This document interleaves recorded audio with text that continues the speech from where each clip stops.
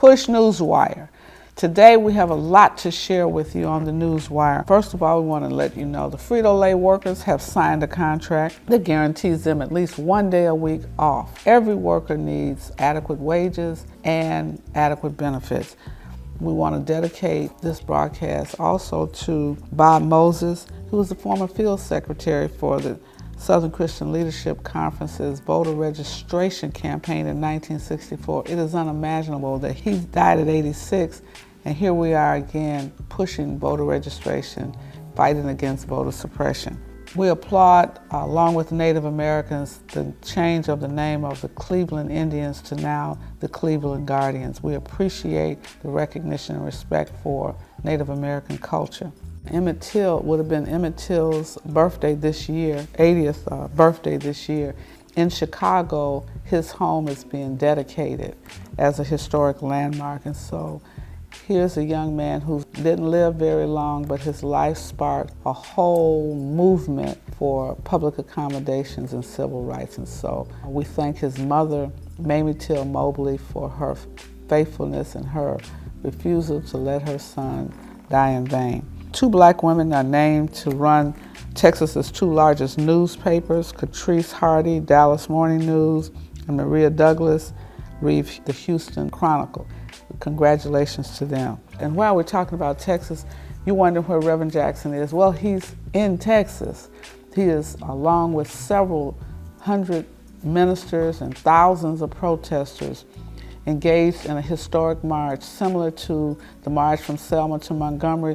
They're marching to the state capitol in Austin, Texas, demanding that these voter suppression laws not be passed, and demanding that elections be fair and open.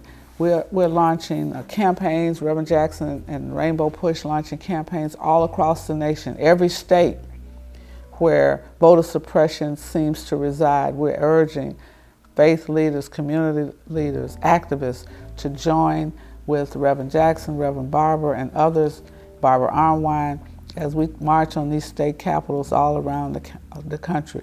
It's states' wrongs, and we're going to make the states right. We're going to march on them. We're going to challenge these erroneous public policies.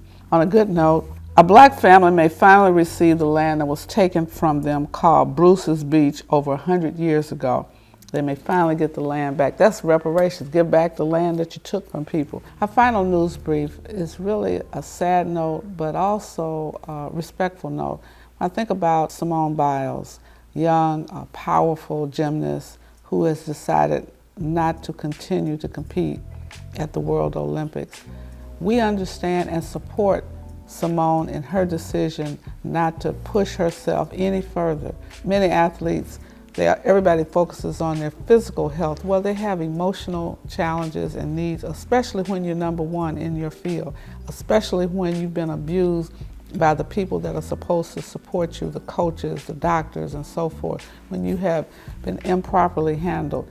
And now you're on the world stage and you have no one around you from your family that you can lean on, depend on, and trust. And so Simone is raising a critical issue that many young female athletes in particular have not raised over these many, many years. And so we thank you, Simone, for calling the injustices out and making them public, but also for standing tall and saying, it's not enough for me to suffer internally and emotionally and keep going like I'm some robot or some gladiator. She's not. And so we thank you, Simone, for your public witness, but we also thank you for your absolute unwavering faith and strength.